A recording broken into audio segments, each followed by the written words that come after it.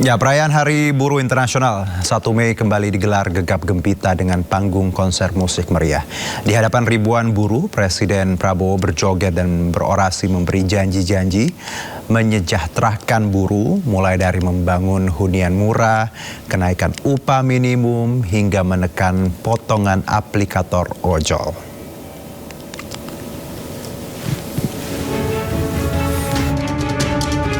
Untuk kedua kalinya, perayaan Hari Buruh 1 Mei di era Presiden Prabowo digelar dengan meriah. Tidak ada lagi unjuk rasa atau long march buruh, perayaan May Day digelar gegap gempita dengan konser dangdut di Monas, Jakarta Pusat. Sekitar 200.000 massa buruh dari sejumlah aliansi datang dari berbagai daerah menggunakan puluhan bus besar. Di antaranya dari Bekasi, Serang, Depok, dan Bogor. Sekitar pukul 9 pagi, Presiden Prabowo Subianto bersama jajaran menteri, ketua MPR dan ketua DPR tiba di panggung, disambut riuh massa. Dengan gaya khasnya, Prabowo berjoget mengikuti musik yang mengalun.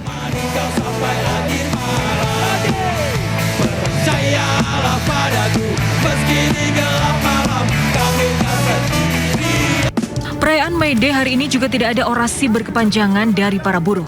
Daftar tuntutan hanya disampaikan singkat oleh perwakilan aliansi buruh. Mulai dari kenaikan upah minimum, tuntutan hunian murah, pengurangan potongan aplikator ojol hingga penyediaan tempat penitipan anak atau daycare bagi buruh. Merespon tuntutan buruh, Prabowo mengaku siap memperjuangkan.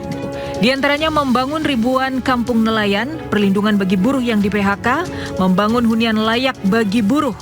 Bagi pekerja sektor transportasi, pemerintah mewajibkan aplikator memberikan jaminan kecelakaan kerja, jaminan kesehatan, THR, dan meminta potongan aplikator ditekan hingga 8% dari sebelumnya 15 hingga 20%. Harus diberi jaminan kecelakaan kerja, akan diberikan BPJS kesehatan, asuransi kesehatan. Juga tadi pembagian pendapatan dari 80% untuk pengemudi sekarang menjadi minimal 92% untuk pengemudi. Tim Liputan iNews melaporkan. Usai pidato peringatan Hari Buruh, Presiden Prabowo Subianto memberikan kejutan unik ke buruh yang hadir di Monas.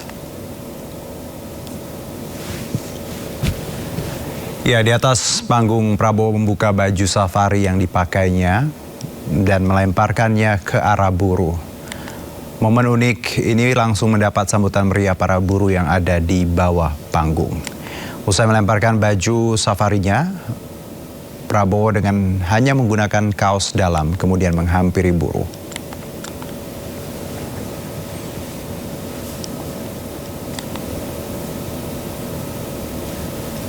Dalam aksi May Day hari ini, ribuan buruh menyuarakan 11 tuntutan kepada pemerintahan Presiden Prabowo Subianto.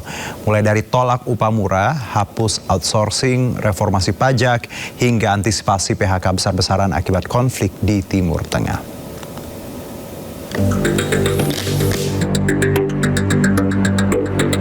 Hari ini ribuan buruh menggelar aksi Hari Buruh atau May Day di Monas, Jakarta Pusat.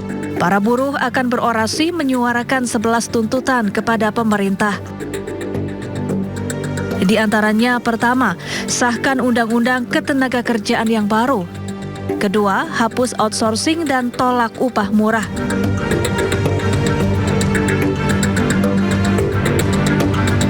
Ketiga, antisipasi potensi PHK besar-besaran akibat konflik di Timur Tengah. Keempat, reformasi pajak diantaranya dengan menghapus pajak tunjangan hari raya, pajak jaminan hari tua, pajak pesangon, dan pajak jaminan pensiun. Kelima, sahkan undang-undang perampasan aset. Keenam, antisipasi PHK industri di bidang tekstil dan nikel. Ketujuh, antisipasi PHK industri semen. 8. Ratifikasi Konvensi ILO nomor 190 tentang anti kekerasan pada pekerja perempuan di tempat kerja. 9. Turunkan pemotongan tarif ojek online menjadi 10%. 10. Revisi Undang-Undang Penyelesaian Perselisihan Hubungan Industrial yang lebih adil pada buruh. Dan ke-11, angkat guru dan pekerja honorer menjadi ASN, bukan sebagai P3K.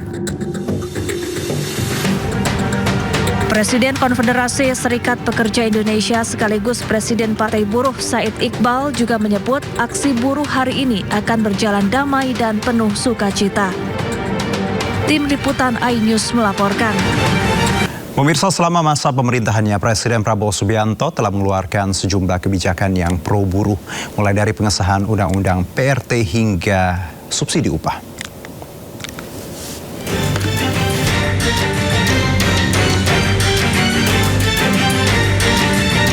Hari Buruh yang jatuh setiap tanggal 1 Mei menjadi momen pengingat akan pentingnya kesejahteraan buruh.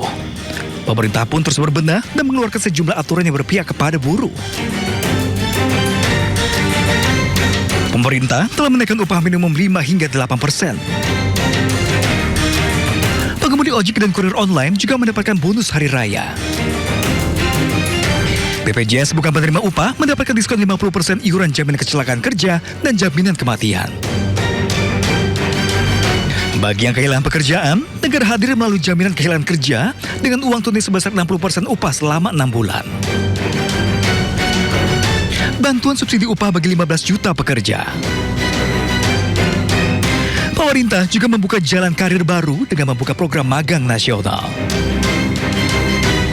Pemerintah juga mengeluarkan Undang-Undang Perlindungan Pekerja Rumah Tangga yang mengatur standar hubungan kerja yang adil antara pekerja rumah tangga dan pemberi kerja. Tak hanya itu, rumah subsidi untuk pekerja juga telah didirikan untuk mempermudah mobilitas buruh. Meski masih banyak masalah buruh yang harus diselesaikan, namun Presiden Prabowo terus berusaha memberikan yang terbaik untuk buruh Indonesia.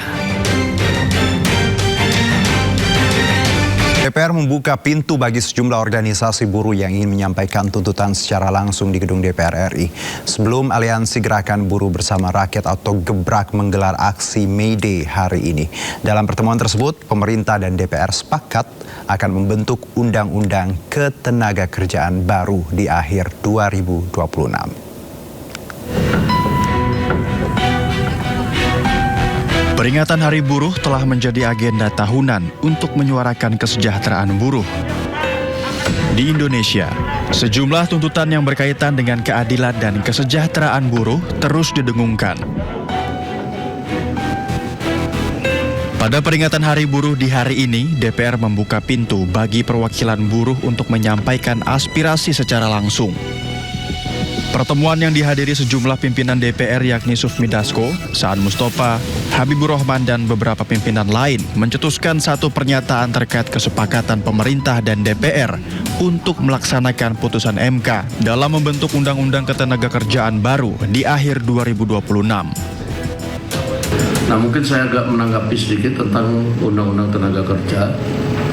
Tadi juga pemerintah dan DPR sudah sepakat bahwa paling lambat akhir tahun ini kita melaksanakan keputusan Mahkamah Konstitusi untuk membentuk Undang-Undang Tenaga Kerja yang baru.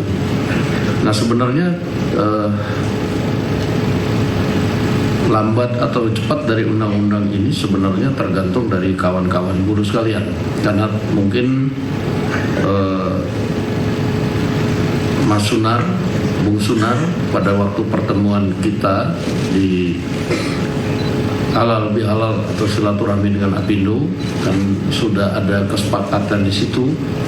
Ini organisasi buruh dan Apindo itu akan duduk untuk merumuskan apa-apa yang akan kemudian dibahas di undang-undang. Dalam hal ini, DPR berencana untuk melibatkan buruh dalam penyusunan undang-undang tersebut. Dari berbagai macam sektor yang menyampaikan bahwa ada situasi ketenagakerjaan yang sangat buruk, ya. Sehingga kami menyampaikan agar pasca putusan MK 168 Undang-Undang Cipta Kerja bisa segera dibahas dengan melibatkan unsur-unsur dari serikat buruh. Karena kami meyakini kalau Undang-Undang Cipta Kerja ini dibuat tanpa melibatkan buruh, maka akan sama dengan undang-undang sebelumnya yang justru akan menjadi konflik ya antara serikat buruh dengan pemerintah dan juga DPR. Di sisi lain, perwakilan buruh menyampaikan keterlibatan buruh dalam penyusunan Undang-Undang Ketenagakerjaan yang baru merupakan hal yang harus dilakukan. Dalam peringatan Hari Buruh Internasional di tahun ini, Serikat Buruh berharap 11 tuntutan yang digaungkan dapat terwujud demi kesejahteraan buruh.